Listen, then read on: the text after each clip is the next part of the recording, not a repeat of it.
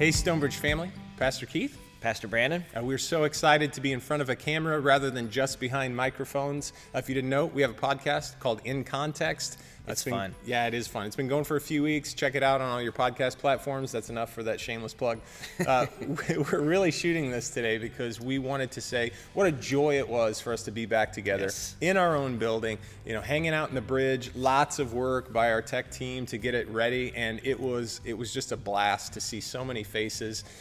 It was such a blast and such a joy that afterwards, a few of us were like, wow, that was a lot of people in the 9 o'clock service. Yeah. Almost uncomfortably so, right? Yeah. Many of you have noted that there are an uptick in cases of COVID in Schools this are area. going online for the rest of the month. Schools are going remote, and Governor Reynolds actually had issued sort of a, hey, let's watch when we're together to make sure that we're taking precautions. Well, prior to that, actually Tuesday after the weekend services, we were talking about what's a better way that we can make sure that everybody in our church who wants to come experience the joy of being together can do so and feel safe and feel comfortable, not with trepidation but with great triumph and joy. And we want to make sure that our congregation is able to do that, right? And so we came up with a plan to approach the next few weeks as we meet here at Stonebridge, and I'll let Brandon kind of lay that out for you. Yeah, so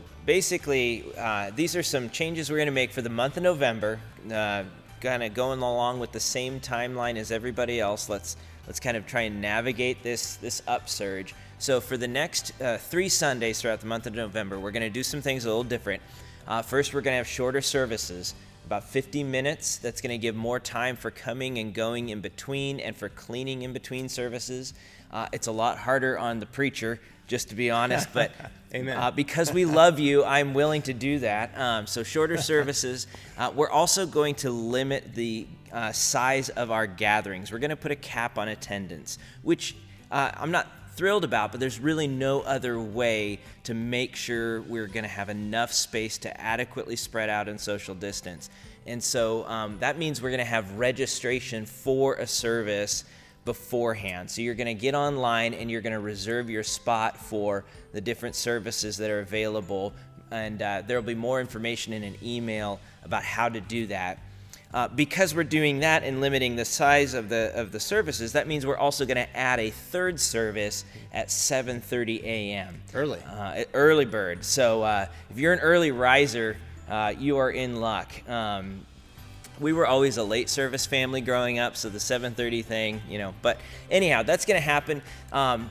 The masks, part of the governor's requirements was, any groups of 25 or more inside a building, masks, social distance. Now, the governor did make an exception for religious institutions. Mm-hmm. So and I know some of us really struggle with wearing masks or maybe even have kind of different convictions about that. So the 7:30 a.m. service will be a mask recommended but not required. Right. We're going to cap that at 75 people so that we can spread out even more. We do still want you to wear them coming and going, and anytime you're less than 6 feet away from someone that's not in your family. So that's going to happen. There won't be kids ministry during the 7:30 service. And again, this is a temporary thing during this surge of COVID, this added service. 9 o'clock and 10:45 will also be 50 minutes long. We're going to cap those at 120, and we're requiring masks for those service for anybody 2 years up and older. We will have children's ministries at both of those services now, not just 9 o'clock, but also 10:45. And if your kids are going to participate in those ministries, you'll sign them up for that, and then only sign up for the service how many people are actually going to take up a seat in the service. And so if you've got questions, let us know. It's different, but we want to do everything possible to make it so that we can gather safely and joyfully to make much of the Lord, and do so wisely to minimize the spread of COVID right now during this upsurge. Let's keep praying for one another, and let's keep encouraging each other to keep our eyes on Jesus during this time. Yeah. If you have any questions, please feel free to reach out to us. We'll be happy to answer any questions that we can. And as Brandon said, let's keep praying for one another, and let's keep looking forward to our gatherings together.